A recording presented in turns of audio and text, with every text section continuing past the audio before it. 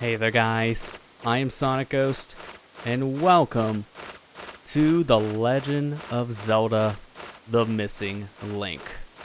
This is an Ocarina of Time ROM hack that was released back in July of 2020. This game made the rounds as a very impressive ROM hack that was supposed to be a stopgap game between Ocarina of Time and Majora's Mask. And honestly, it was a really fun game. I played this when it first came out, and I streamed my entire first playthrough over on Twitch, but I haven't played the game since that first playthrough all the way back in 2020.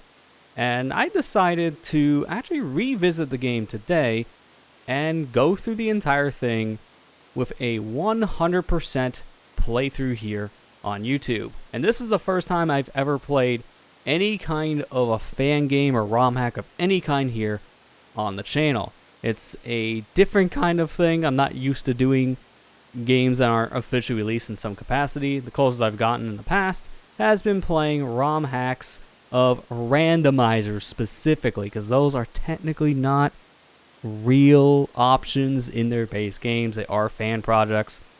So I'm expanding out here a bit and trying out The Missing Link as my first ROM hack based Let's Play. So let me know what you guys think, if there's any other ROM hacks you may be interested in seeing me play in the future, as I'm always open to learning about new fan games of a bunch of different series that I followed over the years. But now, any further ado here, let's go ahead and make our file. Gonna name ourselves Link, and let's get things started. According to the legend passed down from generation to generation of the royal family of Hyrule, there was once a boy who lived his life peacefully, deep within the forest. But one day, the magical fairy Navi informed the boy of his destiny to save the kingdom of Hyrule from the great king of evil, Ganon. The boy embarked on his quest and conquered many foes, all while Navi guided him.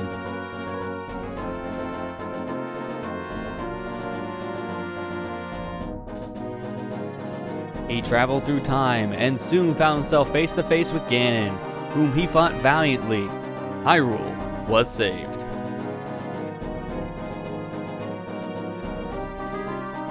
Princess Zelda then sent the boy back in time to relive his childhood.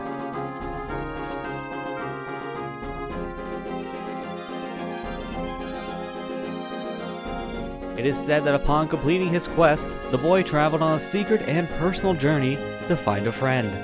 But what led him on that journey? And where did Navi go?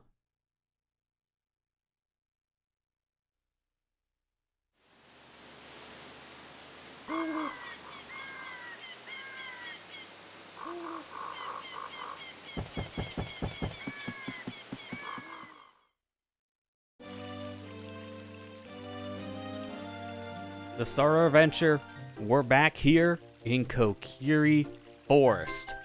Before we continue on, we want to go ahead and pause the game to take a look at what we have starting out here, as we have ourselves the Ocarina of Time as our starting item, and we have ourselves a couple pieces of equipment, mainly the Kokiri sword and the Hero Shield. This is the shield that Link wears in the beginning of Majora's Mask, which is basically a modified version of the Hylian shield that Link can wear as a child. We also got ourselves Kokiri tunic and Kokiri boots, but this is all we're going to get when it comes to equipment. Nothing else in terms of extra tunics or extra boots or even extra shields. We go over here to the quest status screen. We don't really have anything except for two songs, Saria song and Epona song. And if we go over here to our final page, we can see the map here of Hyrule in this ROM hack. Right now we only have the one location, Kokiri Forest, but let's go ahead at this point and start exploring by first leaving Kokiri Forest. This will take us into the Lost Woods. As we saw in the intro cutscene, it's blocked off here. We can't go any further than this bridgeway. So this area here, as you can tell, not really too much to it for that reason. So let's head back into Kokiri Forest. So first things first, let's go ahead and talk to the locals here and see what they have to say. Where did Navi go, Link? Did you lose her? Maybe Mito was right about you. What did Mito say about me? Oh, I'm gonna give him a good beating. For now, let's go in this house. Start to explore a little bit around this area here. And we get some pots, drop this, and we'll get ourselves a Deku stick. So I'm gonna just go ahead and skip through all this because it's a stick. I think I understand how sticks work. We can go ahead and equip it to our C buttons, have up to 10 that we can carry. You can use it to attack we can use it to attack enemies, we can use it to also light torches. Oh, pretty self-explanatory there. What does this person here have to say? Welcome back to the forest, Link. Huh? Where did Navi go? It's a good question. I'm on a hunt for her. But for right now, we can go into this house, and we can see here, ooh, heart piece. Don't mind if I do. Oh, it definitely looked like I was gonna make the jump. Oh.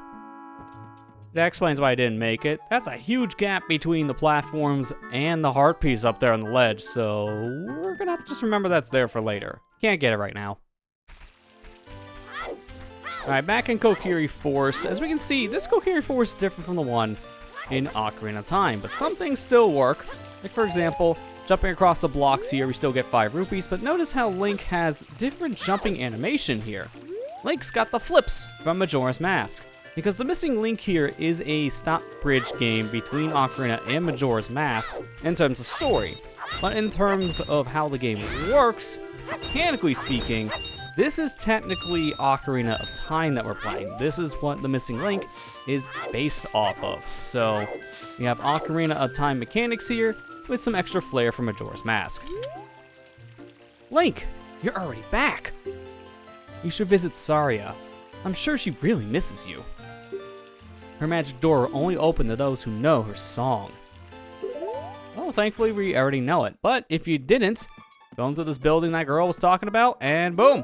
Here's Saria's song just written right on the wall. So that's your little hint saying go check your inventory, because you do have access to Saria's song. Go ahead and play Saria's song. Because we don't have a fairy, it doesn't do anything. So, unlike Ocarina of Time, where you play the song and you can talk to either Saria or Navi, in this case, we talk to neither one, because there is no Navi. That's our whole point here. We're trying to find Navi. So, yeah. Unfortunately, for Link's sake, that song only get him so far. Want to jump up here, get yourselves a blue rupee. That's pretty nice. I did notice there's someone up here on this ledge. Let's see if I can talk to the main from down here. There we go. You're back, Link. You should visit Saria. Saria's house is on the hill to my right. Hurry! And everyone just really wants me to go visit Saria, which, fair, haven't seen her in a while, according to how this game works, because this is taking place after the events of Ocarina of Time. So this is fully after Link went into the future to fight Ganondorf and won that said fight against the man. So at this point, Link went back into the past, and once he put the Master Sword back into the pedestal, that is when Navi left. And we don't exactly know why Navi left at the very end of Ocarina of Time. It was never really explained. It's implied at that point that Navi and Link were supposed to be together specifically for this big quest of Link saving Hyrule. Once Link saved the land, that is when their 2 missions, well, they're done. Navi was supposed to be with Link to help him on his quest, and Link's quest was to save the land of Hyrule. So, at that point, Navi's job was done, and that's when she left on her own, but obviously Link didn't really want to see her leave, so that's why we're on this quest to find her. But this is the door we were told about to go see with Saria, and if we play Saria's song in front of the said door, then hopefully that should open it straight up. Sure enough, playing Saria's song causes the door to just warp away, which is a interesting looking effect there. Using Forest Wind's warp effect just to get the door to open. Nice little touch.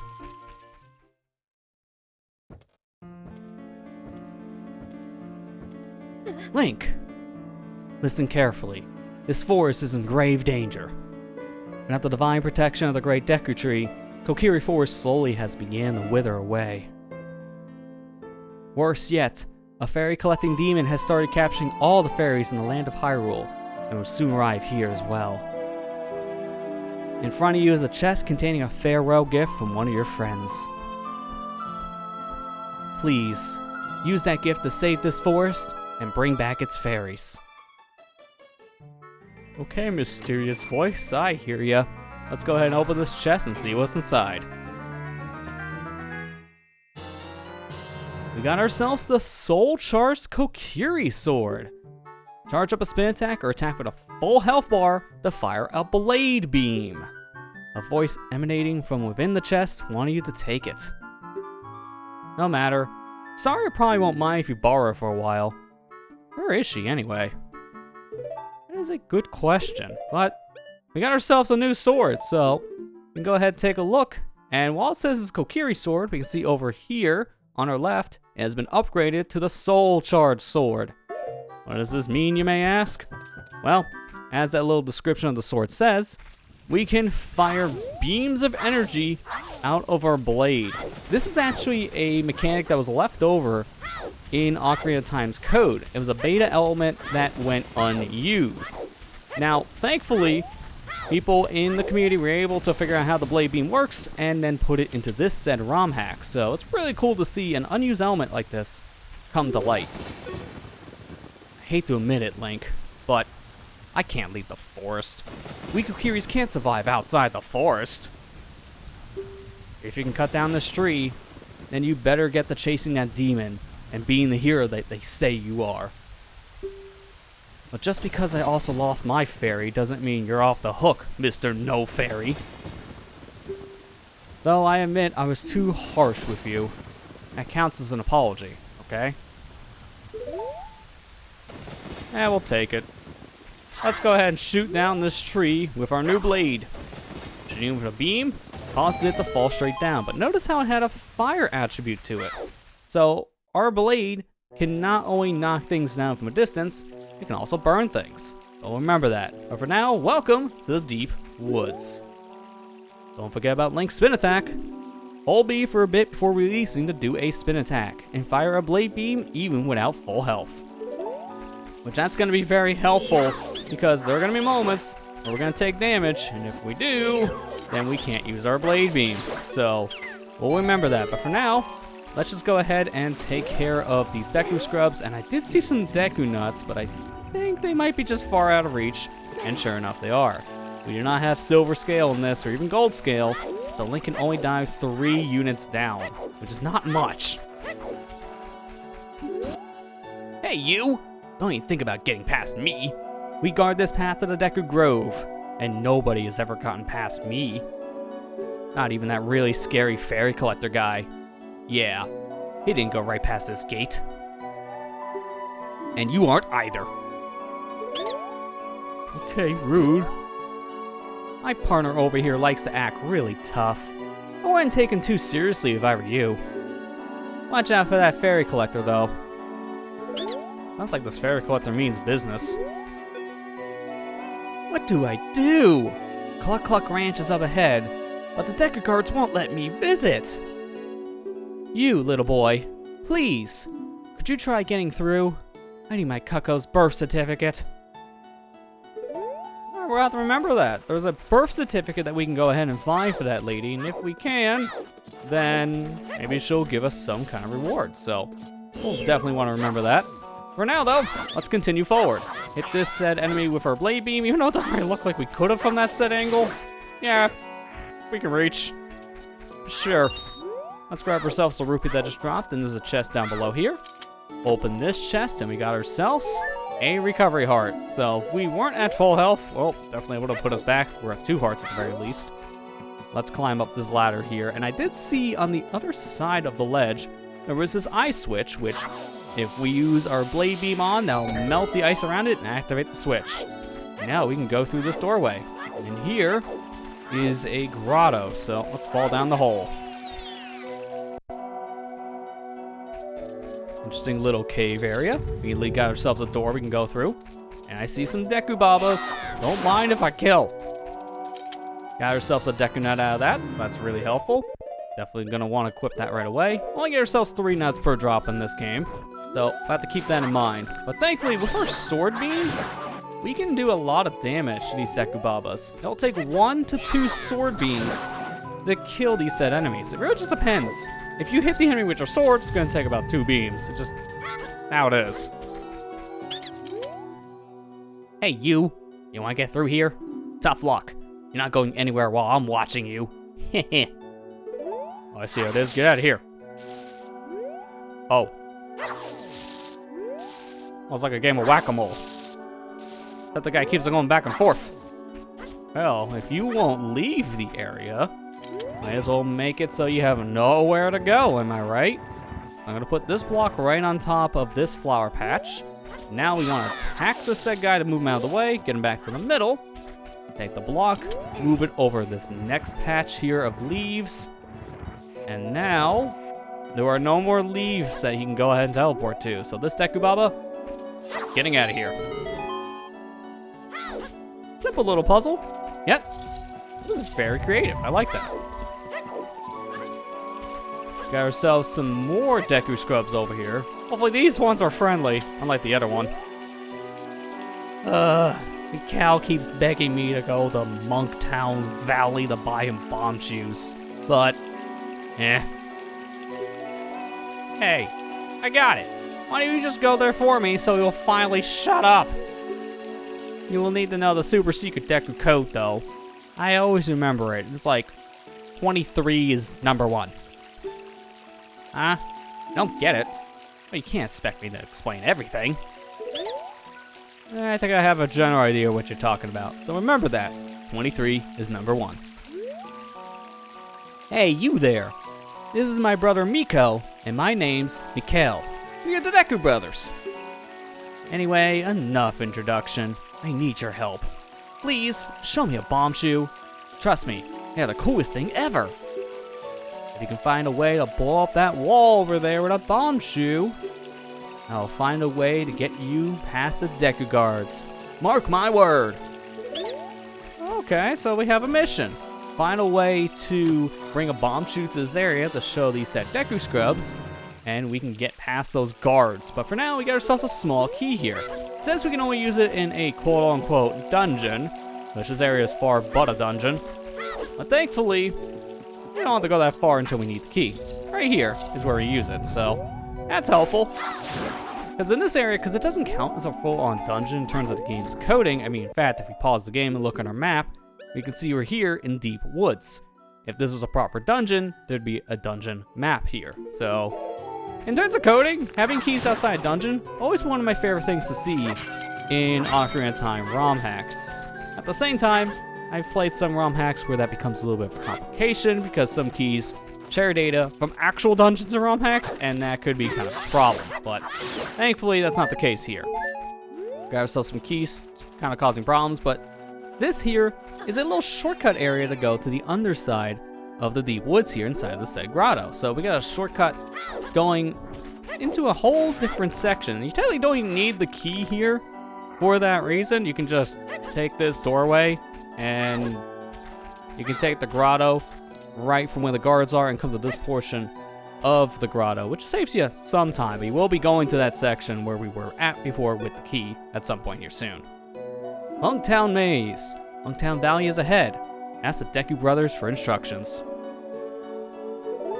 Well, thankfully, we already talked to those said Deku Brothers, and we know they get to Monktown Valley. We go number 2 here, which is the middle path, 3, which is the right path, and finally, 1, which is on the left. Taking that correctly, we make our way to Monktown Valley, our brand new destination here. Link. Link! Please don't be afraid. It is I, the soul bound within your sword speaking. I am very weak at the moment, so please excuse my brevity. I wish I could explain more to you. But this is important. I sense a curse in this valley. Yes, I am sure of it. These re-deads, I can still sense a human soul resting deep within them. Please, Link, take caution. Interesting. Not only do we see re-deads here in the area that still seem to have a human soul inside of them, but our sword contains the spirit of Saria. Wonder what happened that caused her to have to seal her spirit away inside of our brand new Kokiri sword. Well, a lot of questions we'll have to be asking, but we'll have to wait for those answers in the next episode. Next time on Let's Play Legend of Zelda: The Missing Link, we'll explore Mungtown Valley and see if we can find ourselves some bomb shoes here to take back to the deep woods. Thank you guys for watching. I hope you enjoyed, and I'll see you guys next time.